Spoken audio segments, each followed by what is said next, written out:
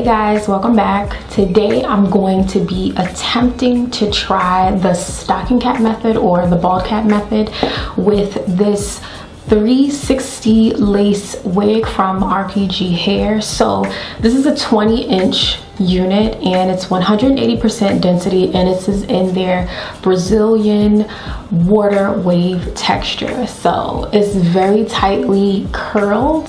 I love the definition. I typically don't like the stocking cap method because I don't wear my units for super long, and I'm nervous about, you know, just really getting the hairline too crazy. So have you guys tried the stocking cap method, the bald cap method? What do you think about it? Let me know in the comments below, and we can easily just struggle with this together and we can learn as we go. I've done it before, but I'm really gonna put forth some effort here.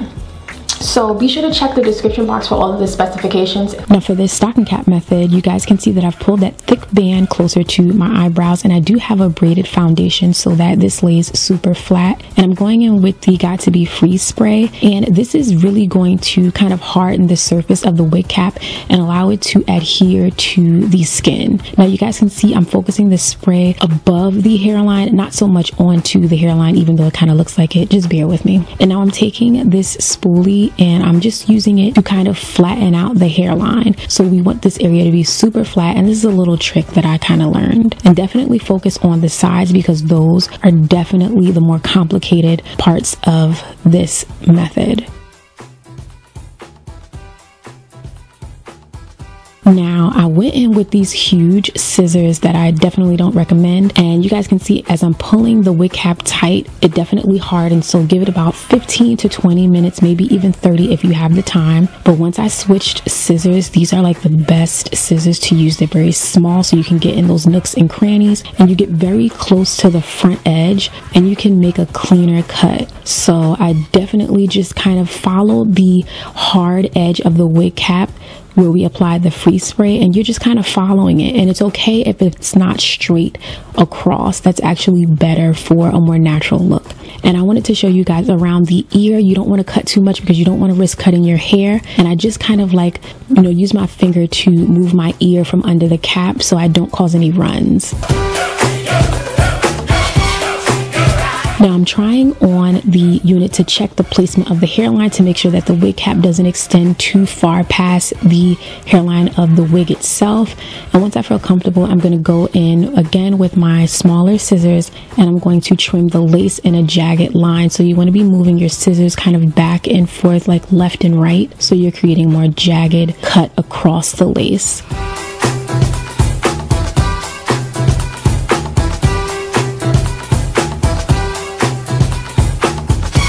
Do you guys see the hairline? The hairline really looks so good. They have the bleach knots, so it's honestly, it's bomb.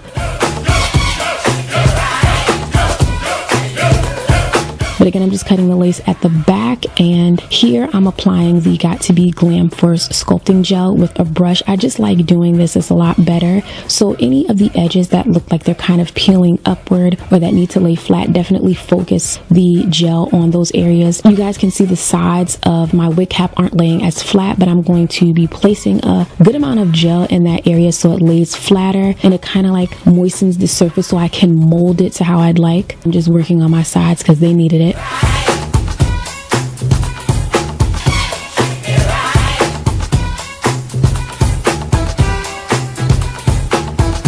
Once the gel is a little bit tacky, I'm going to go in with the freeze spray once more and apply it to the front edge before we go in to lay down and apply the wig. Sis, they bleached the whole front of this unit, so it's gonna look super natural. Wait until we get into the hairline.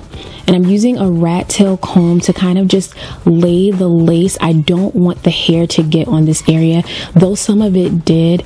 That's why this method like really gets me. So you really have to pull all of the hair away from the front of the unit. Just take your time with this step especially.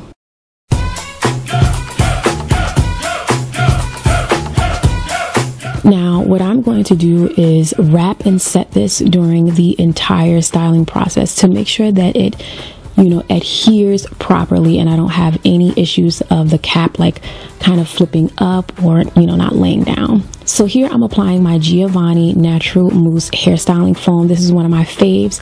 Now I will say this did not give me the desired wet look that I love. Y'all know I like my curly units to be popping. So I'm going in with my Strictly Curls Curl Envy Curl Cream by Mark Anthony, and this stuff makes the curls pop. It's super moisturizing and hydrating, so the curls look extra juicy. Like, get into the juice. Like, I got the juice right now. Okay, very juicy and just super defined curl definition. I'm going in with a little bit of water just to mist on the hair as a final touch. And I'm gonna comb the hair now. The comb glides through this hair, one, because it is moisturized, but it was flowing perfectly. And I'm gonna remove the satin scarf, and I did have a little trouble on the sides. The sides give me so much trouble. Like, I'm just not gonna try to downplay it. It gets on my nerves. But in the front, I am trimming the baby hairs. I'm not pulling out too much. You guys can see it's not much work that you really have to do. And if you don't even want baby hairs, you could honestly skip this step because the hairline was looking flawless way before I even touched it. But I like to use a spoolie and the sculpting gel to really kind of mold and position the perimeter hairline and make it kind of lay the way that I want to.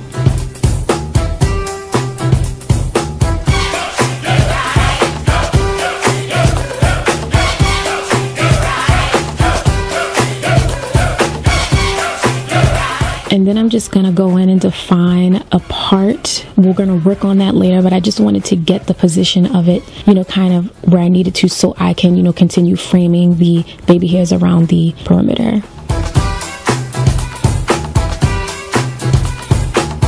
Now the right side of this wig was trying it, but we're not going to really get into that right now. We're just going to keep it moving because, you know, sometimes you just got to finesse and keep going. Now I'm ready to start using my hot comb to kind of pull the hairs away from the perimeter hairline. It just makes it look a bit more sleek in that area, and you kind of want to start to train the hair. That's why I like using the hot comb, especially around the area of the parting space. This curl pattern is very thick. Again, this is 180% density, so I really had to use that hot comb to, you know, flatten out the area within the parting space, and I appreciate that. This unit is very thick indeed. And so with my freeze spray, I'm just spraying that on the front because I kind of like that flip over method that's subtle, not too much. And so I'm using the back of the hot comb to kind of train the hair to flow kind of backwards and over.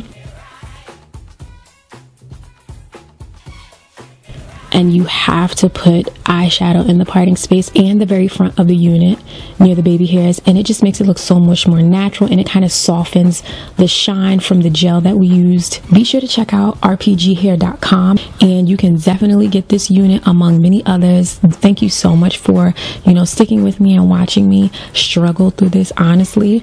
So be sure to subscribe, give this video a thumbs up, and meet me in the comments. Let me know, what are your thoughts on this unit, because I know some of you guys really love the curly looks, and I'll see you in the next one.